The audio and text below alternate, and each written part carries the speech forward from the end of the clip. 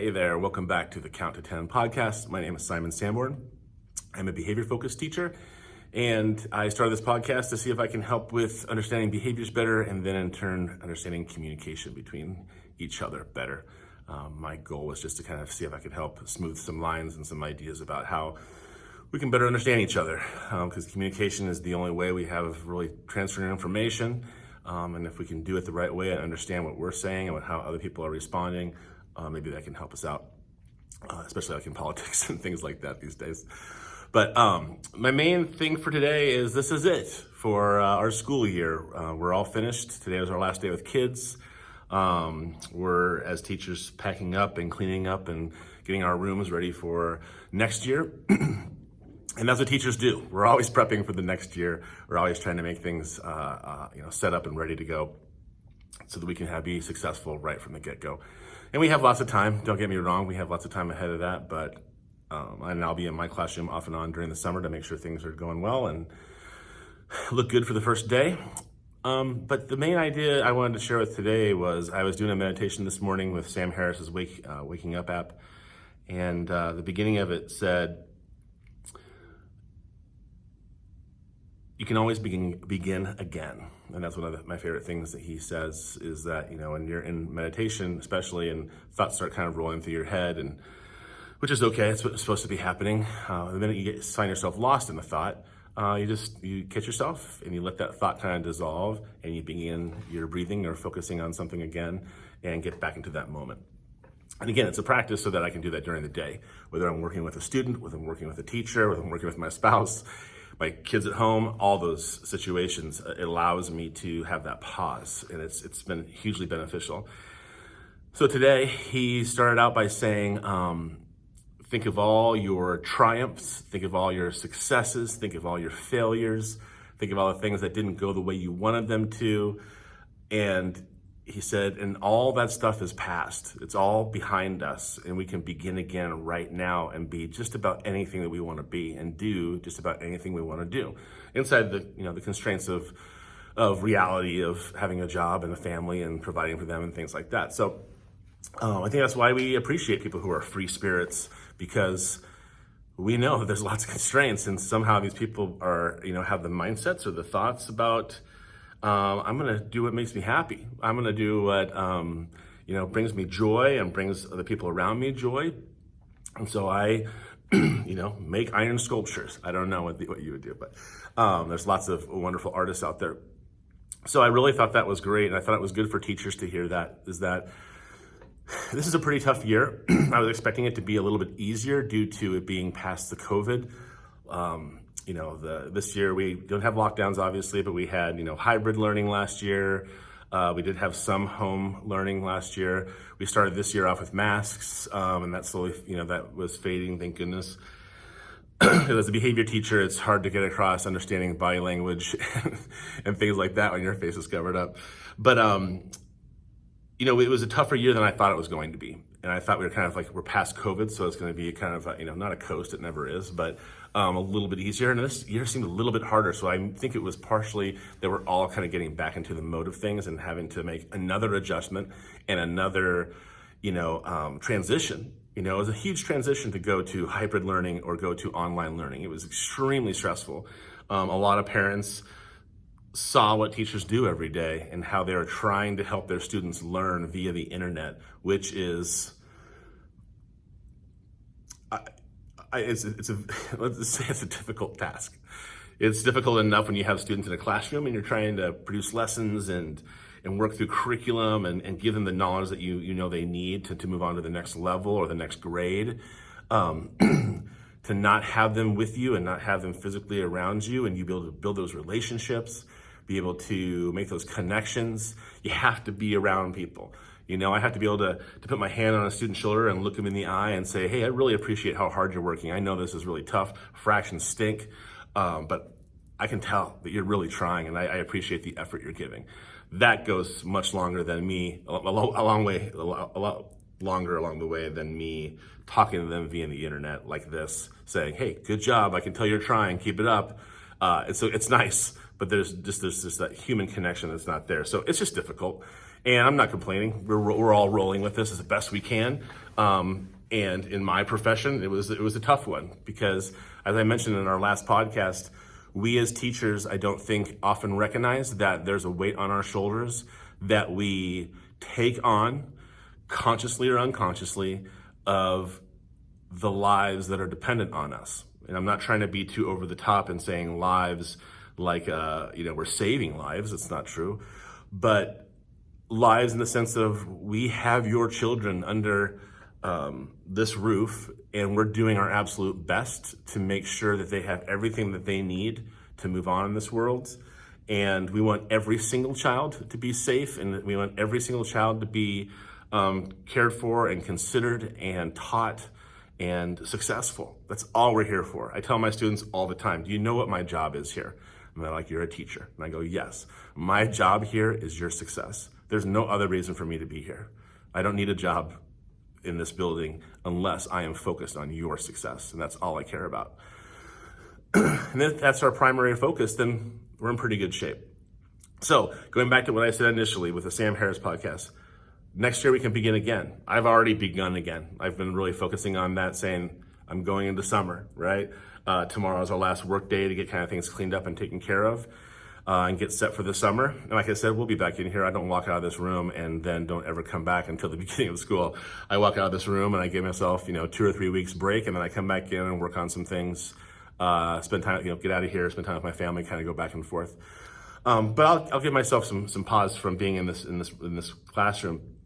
But we can begin again, and next year is a new year, and I'm already looking forward to it. It's going to be a tougher one, it sounds like, for behavior-wise, but I'll finish this with a wonderful story. I have students that come to me, and they have a lot of things happening, whether it's home life, whether it's stuff with their parents, whether it's not having any parents, whether it's missing one or two of those parents in their lives. They might not have a lot of structure, they might not have a lot of love or care in their world. And I'm not saying that's all my parents by any means. I have some wonderful parents. But they come to us in this program with like a lot of baggage, right? We also bring a lot of baggage. And so one of the things I talk about with all the teachers that I work with is that you need to be aware of what you're bringing into these situations. So if I have a difficult time with students who are, when they get angry and upset, they scream and yell and are violent. If I have an issue with that because I was raised maybe in a violent home, I might struggle in this situation. So I have to be very aware of what's happening within me and in myself to be able to be the best teacher for them. Excuse me. So knowing I'm going into next year, knowing that I'm planning things, and I have to remember that even though the people that I have in my program can be tough sometimes, there's light, right? And there's joy, and there's opportunity to celebrate in there as well. And I'll give you this example, and it'll kind of be the way I finish this podcast. I have a student, and they have had a very, very hard time in school from the very beginning of their education. Violent, angry, really struggling, and not very communicative, not very in touch with themselves. And I had a student that yesterday came to one of our principals, and I will call Mr. Orr out onto the floor because I love him and I think he's wonderful. So this student really struggles with understanding how they're feeling and understanding how to express those feelings and taking accountability for when they make mistakes. And again, I push those ideas in my room of like, that's pretty much all we're here for as human beings, is to make mistakes and learn from them. So it's okay to make mistakes and fumble and get all these things wrong. It's kind of how things are supposed to work. To get people to understand that is pretty tough because our society doesn't like that. They like people to make mistakes and then, showcase it on fail videos. So this student really struggles with this. So this student had an issue with school and had vandalized a little bit of some things in the school. And they went to Mr. Orr, and the student explained kind of what took place. And I'm paraphrasing here because I was not present, but I was told this. Mr. Orr said, I'm really disappointed to hear that that happened, but I know you're a good person, and I know that you wouldn't want, to purposely, damage our new school. And I'm pretty sure that I can get somebody out here to kind of figure out how to fix things, and it shouldn't be too hard or too bad to take care of. And I know that you regret doing that, and that moving forward, you'll understand that the school is ours, and it's our community, and that's important to you, and that you wouldn't want to destroy these things. It was just a moment of not thinking clearly, maybe. Again, paraphrasing big time here. And this student who, like I said, is pretty closed off emotionally, walked around and hugged him. And situations like that are just,